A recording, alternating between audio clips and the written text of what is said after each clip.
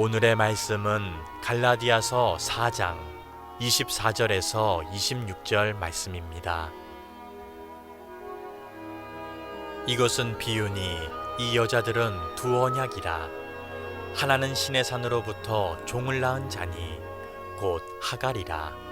이 하갈은 아라비아에 있는 신의 산으로서 지금 있는 예루살렘과 같은 곳이니 그가 그 자녀들과 더불어 종노릇하고 오직 위에 있는 예루살렘은 자유자니 곧 우리 어머니라. 아멘.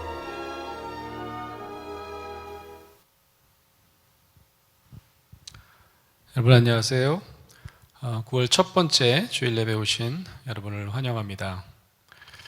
언제쯤 자유롭게 찬송하고 구역 식구들과 식사하면서 교제할 수 있을지 여러분 모두 손꼽아 기다리시죠.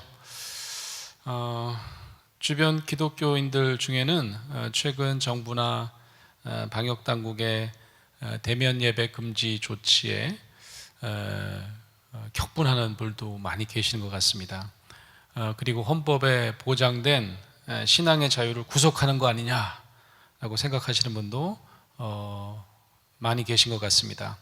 여러분은 어떠신지요? 자유롭게 예배하지 못하고 각자 예배 처소에서 지금 온라인으로 예배를 드리고 있는데요. 여러분, 종교적 자유를 누리는 기독교인이란 어떤 사람일까요? 그리고 교회가 추구해야 할 자유란 과연 어떤 걸까요? 요즘 같은 코로나 시대에 더욱더 깊이 묵상해야 할 주제라고 저는 생각 들었습니다.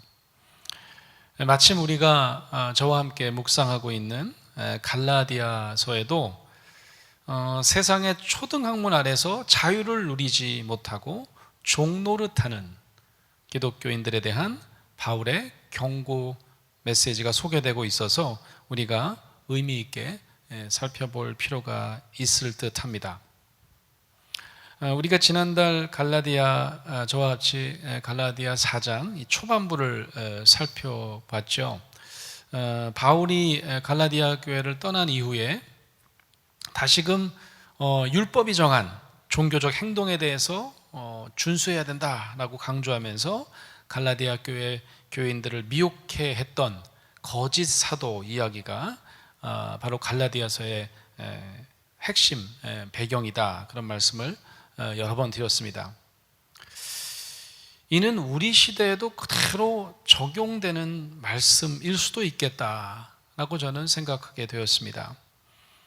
우리 시대에도 갈라디아 교회에 등장한 거짓 사도 같은 지도자들이 어쩌면 판을 치고 있는지도 모릅니다. 복음보다 종교적 행동을 요구하는 지도자들이 바로 그런 사람들입니다. 당시 거짓 사도들이 목숨처럼 여겼던 유대교 율법의 행동 수칙에는 할례뿐 아니라 여러 종교 예식들도 포함됩니다. 당연히 예배나 속죄의식도 포함되겠죠. 지난달 바울의 갈라디아서 4장 말씀을 저희가 함께 묵상했었는데요. 그 초반부를 듣다 보면 그리스도인들이 율법을 지키지 못하는 비참함과 항상 율법을 지키려고 해도 그걸 100% 다 이행하기가 어려운 거죠. 그로 인해서 난 이제 벌 받겠구나 라고 하는 이 파멸을 경험하는 그런 상황에서 그런 기독교인들을 좌절케 하는 율법은 세상의 초등학문과 같다라고 선포했던 거 기억하십니까? 그 대신 바울은 이렇게 얘기합니다. 친밀하신 아빠 하나님을 바라보라. 아빠, 아버지 하나님을 바라보라고 권면하고 있습니다. 이는 하나님을 친밀하게 아빠라 부르지 못하고 잔인한 어떤 심판자로 간주하는 우리 현대 기독교인들을 향한 말씀이기도 합니다. 바울은 아빠, 아버지라고 외치는 탄식과 신음소리를 우리 성령 하나님께서는 들으실 것이다. 그리고 우리를 위해서 대신 강구하신다라고 또 다른 서신인 로마서에서 증거하기도 하죠. 이 갈라디아서 4장 초반부에 이 아빠 아버지 하나님에 대한 강조를 했던 사도 바울은 이 4장 후반부에 가면 또 다른 비유로 교회의 역할에 대해서 상세하게 비유로 설명합니다. 바로 어머니 되신 교회에 대한 비유입니다. 근데 이 비유가 좀 어렵습니다. 그래서 우리가 좀 꼼꼼히 살펴볼 필요가 있어요. 갈라디아서를 연구하는 성서학자들이 이 갈라디아서를 투쟁의 서신이라고 부를 정도로 이 갈라디아 교회에 보낸 바울의 편지는 강한 경고와 비판의 목소리가 담겨 있습니다. 조금 전에 말씀드린 대로 하나님 아버지를 친근한 아빠로 경험하지 못하고 무서운 심판자로 여기면서 다시금 율법의 종노릇 하려는 이 갈라디아 교회 교인들에게 바울이 똑같이 비난하는 목소리로 심판자의 모습처럼 보여진다면, 그래서 이 편지가 분노와 비난의 이야기들로만 가득 찼다면 과연 효과가 있을까요? 오히려 심판자 바울의 모습이 이 심판자 아버지 하나님의 모습처럼 막 오버랩되면서 오히려 더더욱 무서워 떨면서 오히려 역효과가 날 수도 있지 않을까. 저는 개인적으로 인간 심리에 대한 상담에 대한 연구를 하는 사람이어서 더더욱 그런 우려가 생겼어요. 그래서 우리가 그런 말도 있잖아요. 당근과 채찍. 우리가 너무 당근 없이 채찍만 하면 누구든지 더욱더 좌절하고 절망에 빠질 수밖에 없고 변화 행동은 더 일어나지 않을 수 있다라고 하는 거죠. 경영학 이론 중에 이런 이론이 있어요. 줄여서 AI라고 하는데 우리가 아는 그 인공지능 AI가 아니고 Appreciative Inquiry라고 하는 기법이 있습니다. 경영 관리 방식이죠. Appreciative Inquiry. 한 자동차 회사가 있었는데요. 이 애프터 서비스 하는 그런 프로그램이 있었습니다. 애프터 서비스를 해서 고객들의 만족도 조사를 합니다. 매년 만족도 조사를 하면 만족도 굉장히 높게 나오는데 한 90% 나오면 참 좋을 텐데 90%가 항상 안 되더래요. 80대 중반, 86%, 7%, 88% 이 정도가 나온다는 거죠. 사장님이 아니 왜 이렇게 90%가 안 돼? 90%가 만족하면 얼마나 좋겠어. 뭐가 문제인지 좀 알아봐봐. 왜 이게 90% 하기가 어려운지, 문제점이 뭔지. 그래서 문제점을 파악하기 위해서 여러 위원회가 모여서 조사도 하고 연구도 합니다. 자, 다음 해에 통계를 내봤어요. 만족도 조사가 얼마나 됐나. 오히려 더 떨어졌습니다. 80대 초반대로 떨어진 거예요.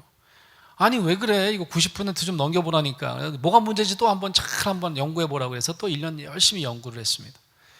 그 다음에 또 다시 만족조사를 했더니 이거 웬일입니까? 80%가 안 되는 겁니다. 그때서야 경영진에서 가만히 있어봐. 한 2, 3년 전에는 거의 90% 육박하지 않았어. 88%? 그래서 이번에는 어떤 질문을 하냐면 뭐가 잘못된 거야? 뭐가 문제인 거야? What's wrong을 물어보지 않고 What's working well? 뭐가 잘 됐던 거야? 그걸 한번 살펴보자. 예전엔 거의 80% 후반대가 나오는데 그때 뭐가 잘해서 어떤 걸 그들이 감사했는지를 한번 살펴봐라 라고 하는 방식으로 또 1년을 지냈다는 거죠. 잘못한 걸 따지지 않고 잘한 걸 따져봤더니 그 다음에 됐더니 드디어 만족도가 90% 이상 됐다라고 하는 거죠. 그래서 이 Appreciative Inquiry, 번역하면 긍정평가 탐색 기법 이렇게 해야 될까요? 못한 걸 자꾸 따지지 말고 뭘 잘했지를 살펴보는 것, 이것이 오히려 기업에서 변화를 이끌어내는 훨씬 더 혁신적인 경영 관리 방식이다라고 하는 겁니다. 아마 사도 바울도 이 Appreciative Inquiry라고 하는 이 긍정평가 탐색 기법을 잘 알고 있었던 것만 같아요. 비판의 목소리를 막 높이던 바울이 갑자기 그동안 긍정적으로 과거에 교회를 잘 이끌었던 예전 경험을 교인들에게 상기시켜 줍니다. 그게 이제 갈라디아 4장 중반에 보면 나와요. 갈라디아서 주회를 했던 마틴 루터는, 개혁가 마틴 루터는 이렇게 얘기합니다. 와, 바울은 쓰디 쓴 약에 꿀과 설탕을 섞고 있다 라고 감탄을 하는 구절이 나옵니다. 4장 13절에서부터 14절에 보면 이런 말씀이 나옵니다. 내가 처음에 육체의 약함으로 말미암아 너희에게 복음을 전한 것을 너희가 아는 바라. 너희를 시험하는 것이 내 육체에 있으되 이것을 너희가 업신여기지도 아니하며 버리지도 아니하고 오직 나를 하나님의 천사와 같이 또는 그리스도 예수와 같이 영접하였도다. 자, 이게 무슨 말씀일까요? 선교 초기 바울은 모든 면에서 멸시받고 그리고 고난받던 한 사람이었습니다. 바울은 한때 로마 시민권을 가지고 고등교육을 받은 고위층 유대인이었지만 지금은 어떻습니까? 지금은 가난하고 배우 서력도 전혀 없는 한낱 전도자로 전락했습니다. 거짓 사도들은 물론이고요, 예수님의 직계 제자들로부터도 비주류로 여겨질 수밖에 없는 아주 수치스러운 변변치 않은 전력을 갖고 있습니다. 예수님을 생전에는 단 한 번도 스쳐 지나간 적도 없어요. 만난 적이 없습니다. 심지어는 예수님이 돌아가신 이후에는 예수 믿는 그리스도인들을 핍박하고 죽이러 다녔던 그런 치명적인 과거도 있는 사람이었습니다. 당시 힘있고 지식 있고 소위 고위층 정치 지도자는 물론이고 종교 지도자들도 모두 한결같이 바울을 미워하고 박해했던 거죠. 그러나 갈라디아 교회 사람들은 조금 더 그런데 휩쓸리지 않았던 겁니다. 바울은 그걸 감사해야 하는 거죠. 바울의 육체의 약함을 감싸주었던 사실도 상기시킵니다. 이때 육체의 약함이라고 되어 있는데요, 이 육체의 약함이란 꼭 몸의 질병만 의미하는 게 아닙니다. 바로 바울이 겪은 물리적 고난과 삶의 고통을 총체적으로 의미한다, 이렇게 생각하시면 좋을 것 같습니다. 이 갈라디아 교회 교인들을 바울은 긍정적으로 평가하면서 나를 업신여기거나 버리지도 아니하고 마치 그리스도 예수와 같이 나를 영접하였다라고 갈라디아 교인들을 주켜 세웁니다. 왜 이런 말까지 했을까요? 뭐 예수님처럼 여겼다, 왜 이런 말까지 했을까요? 여러분, 그리스도 예수야말로 그 누구보다도 당대 모든 사람들에게 멸시받고 미움을 받았던 분이셨기 때문입니다. 처음에는 안 그랬죠. 제가 가끔 말씀드리지만 슈퍼스타였습니다.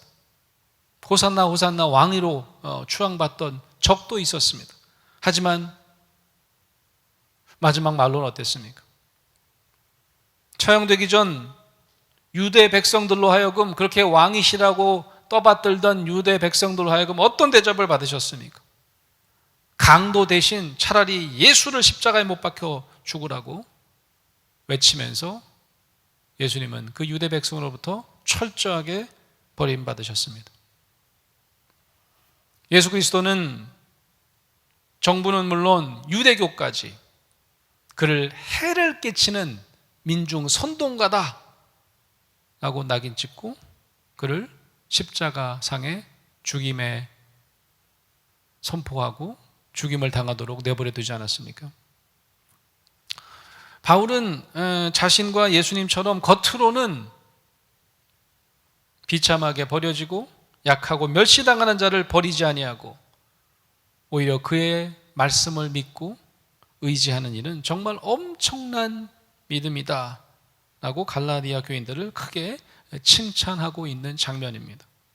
심지어는 바울은 너희들이 유대인들이나 이방인들의 미움과 격분을 살게 될 게 분명한데 그럼에도 불구하고 나를 영접하고 지켜준 것을 보면 아마 너희 눈이라도 빼어서 나에게 주었을 것이라고, 정말 지상 최고의 극찬도 아끼지 않습니다.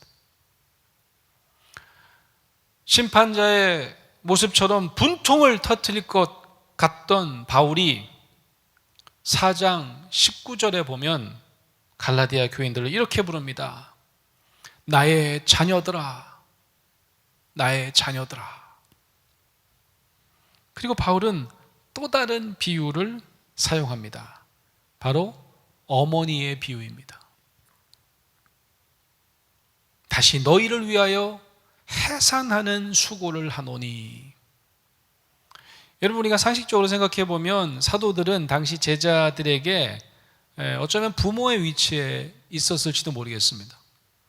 육신의 부모는 아닐지라도 영적인 부모, 선생은 제자에게 영적인 부모라고 늘 우리가 상상하죠. 그런데 이 고린도전서 4장 15절에 보면 바울은 이 어머니, 특히 해산의 비유를 즐겨 사용합니다. 내가 복음으로써 너희를 낳았음이라. 이런 말씀을 가끔 사용하세요. 마틴 루터는 갈라디아서 주에서 이렇게 해석합니다. 바울이 이렇게 말씀하는 거라는 거죠. 나는 복음을 통해 너희를 낳았다. 하지만 너희를 미혹해하는 거짓 사도들은 너희 마음속에 새로운 형상을 만들어내고 있는데 그것은 그리스도의 형상이 아니라 바로 모세의 형상이다. 그리고 바울은 아브라함의 두 아들 이야기를 예를 들어 설명합니다. 사실 두 어머니에 대한 이야기를 하는 거죠.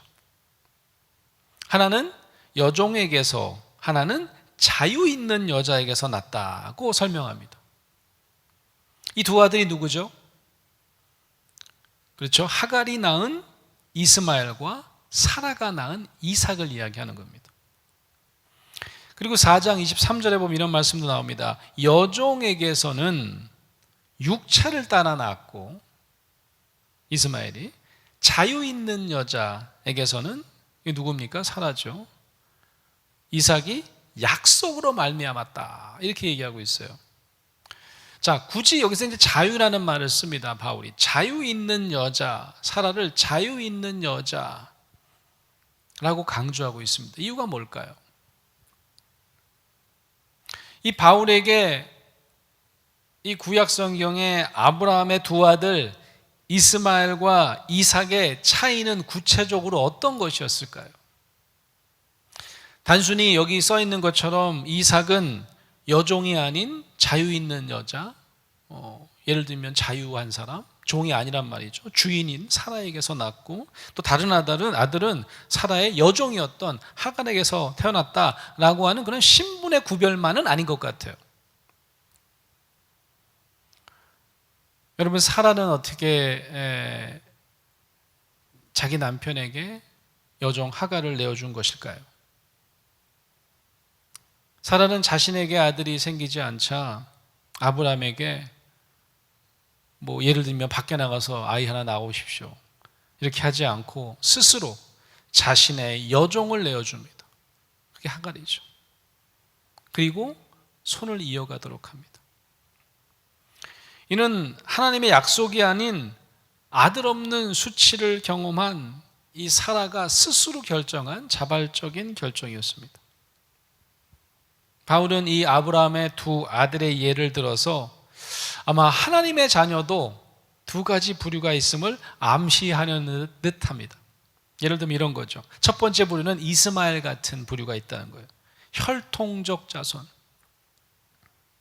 또 다른 부류가 있겠죠. 그건 바로 하나님의 약속의 자손입니다. 이삭과 같은 하나님의 약속으로 이 땅에 태어난 자손들이 있다는 거예요. 이러한 분류 방식으로 바울은 자기들이 아브라함의 자손이라고 자랑하는 교만한 유대인들을 효과적으로 반박할 수 있었던 건 아닐까요? 단순히 아브라함의 혈통을 이어받았다고 이스마엘처럼 반드시 하나님의 약속의 자녀가 되는 것은 아니라는 말씀입니다. 저는 또 한 가지 숨겨진 교훈이 있다고 생각해요. 하나님은 사라가 겸손하게 자신의 권리를 포기하고 또 나중에는 아들을 낳은 다음에는 하갈에게, 종에게 멸시를 당하는 모습을 보게 됩니다.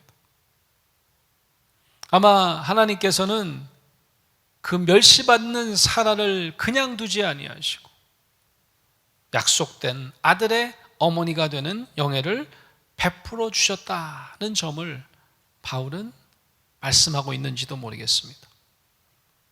멸시당했던 사라, 멸시받았던 예수 그리스도, 그리고 멸시받는 자기 자신, 바울의 모습을 아마 연결해서 이런 말씀을 하고 있는지도 모르겠습니다. 바울은 그 아브라함의 두 아들, 그리고 두 어머니인 하갈과 사라의 예를 비유로 들면서 이런 말씀을 해요. 오늘 우리 본문 말씀이죠. 아라비아에 있는 시내 산으로서 지금 있는 예루살렘과 오직 위에 있는 예루살렘, 이렇게 예루살렘을 두 개로 나눠서 설명해요.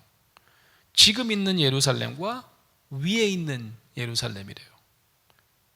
간편하게 이렇게 얘기해 볼까요? 지상의 예루살렘과 천상의 예루살렘, 하늘의 예루살렘. 오늘 본문 말씀에 보면 이런 말씀이 나옵니다. 오직 위에 있는 예루살렘은 자유자니 곧 우리 어머니라. 이게 무슨 말씀일까요? 지상의 예루살렘이 아니라 오직 위에 있는 예루살렘은 자유자니, 자유한 사람이니 곧 우리 어머니라, 이런 말씀을 합니다.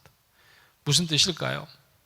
오직 위에 있는 하늘의 예루살렘, 이거는 우리가 죽어서 가는 천국을 의미한다? 아닌 것 같아요. 그런 말씀이 아닙니다. 마틴 루터도 이 말씀을 이렇게 해석합니다. 위에 있는 예루살렘은 바로 우리 세상 속에 있는 교회를 가리킨다라고 해석합니다. 교회를 어머니라고 비유하고 있다는 거죠. 왜냐하면 바울은 위에 있는 예루살렘을 자유자, 곧 우리 어머니라고 말씀하고 있어요. 어머니, 교회를 그리스도의 신부라고 보는 전통적인 해석에 기초한 것이라고 볼 수 있겠죠. 위에 있는 예루살렘, 즉 교회는 우리가 교회입니다. 이런 우리가 슬로건을 가지고 이번 달을 살자고 말씀해 주셨는데 정말 좋은 말씀인 것 같아요. 교회가 우리가 예배하는 이 공간이고 건물이 아니고 우리 자신이 교회라는 말씀이죠. 위에 있는 예루살렘, 즉 교회는 유대인의 율법이 있는 곳, 지성저처럼 율법을 보관하는 장소, 혹은 혈통적으로 그 율법을 해석할 수 있는 사람들이 드나드는 곳, 그런 장소가 아니라는 말씀입니다. 위에 있는 예루살렘은 성령으로 말미암아 땅끝까지 복음을 증거하는 약속의 자녀를 낳는 곳입니다. 그런 약속의 자녀를 탄생케 하는 곳, 그곳이 바로 어머니 교회인 것입니다. 그래서 교회는 어머니이자 자유자라고 천명하는 겁니다. 이는 예배와 의식과 같은 율법 준수의 속박으로부터 자유한, 그리고 죄와 사망으로부터 벗어나는 참 자유를 선포하는 것이 가장 중요한 교회의 존재 목적이다 라고 강조하는 말씀이 바로 우리 갈라디아 4장 말씀이라고 저는 생각합니다. 우리 코로나 시대에 여러분, 이런 어려움 가운데서도 우리가 성수주의라는 것, 이건 정말 중요한 우리 믿는 이들의 당연한 신앙적 반응이다, 그렇게 믿으시죠? 하지만 이 예배 공간에 와서 무조건 대면 예배를 거행하는 것만이 반드시 그리스도인들이 목숨을 지키면서까지 해야 될 의무다, 이거를 하지 않으면 죄에 빠지는 것이다, 죄와 사망으로부터 벗어나기 위해서는 필수적으로 모여서 함께 대면으로 예배해야 한다, 이런 종교적 행동이라고 믿는 것은 어쩌면 사도 바울의 눈에 보면 맞지 않는 이야기일지도 모르겠습니다. 종교적 행동을 자꾸 강조하면 그런 예배 행위 혹은 종교 행위에 대한 속박이 강해지기 때문입니다. 그게 더 중요하다고 생각이 드는 거예요. 그리스도인들의 참 자유는 모든 율법적인 종교 행동으로부터 벗어나 자유자이고 어머니이신 교회를 통하여 하나님의 약속의 백성을 양육하는 일, 낳는 일이 바로 우리가 해야 될 일이기 때문입니다. 자, 여러분, 드라마 바이블로 갈라디아서 4장을 다시 한번 들어보겠습니다. 우리에게 하나님의 약속의 자녀됨의 자유를 누리도록 요청하시는 바울의 음성을 함께 느껴보시기 바랍니다.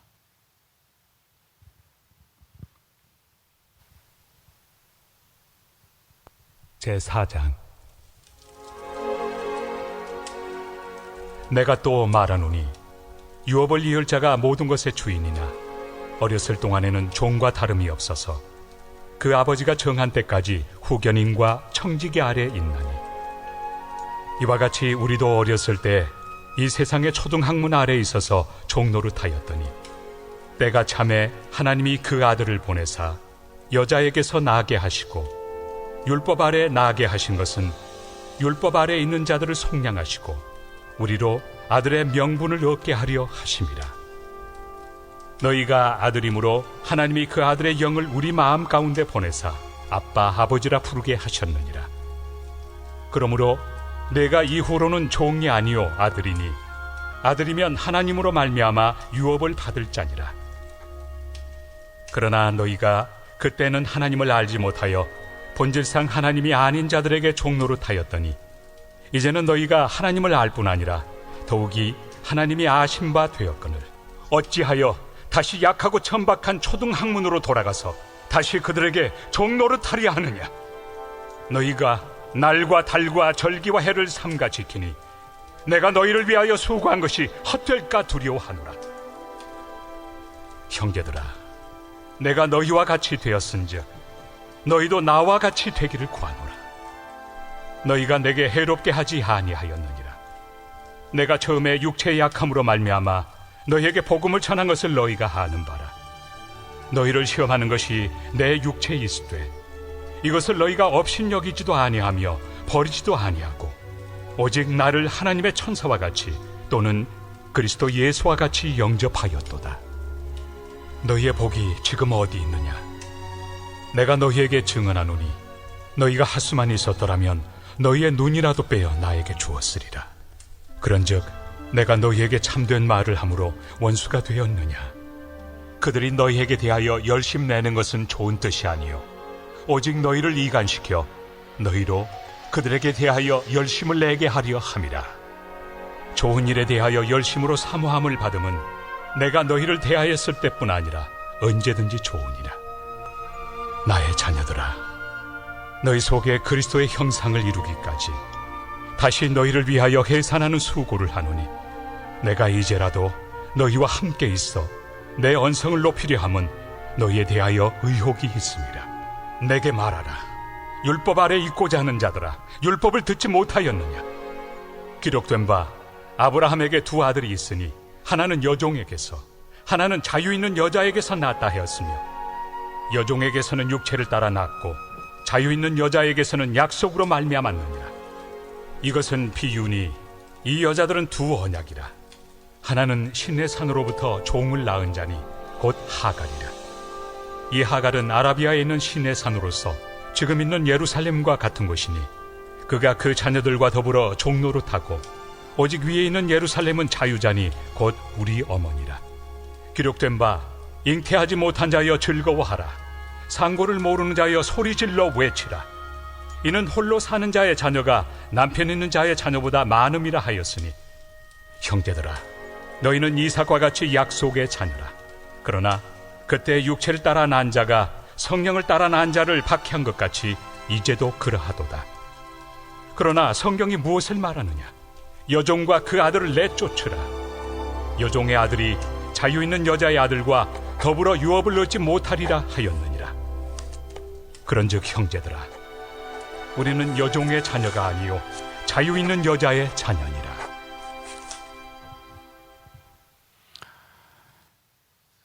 끝부분에 보면 이런 말씀도 나오죠. 4장 27절에 보면 혼자 사는 자의 자녀가 남편 있는 자의 자녀보다 많다라는 말씀이 나옵니다.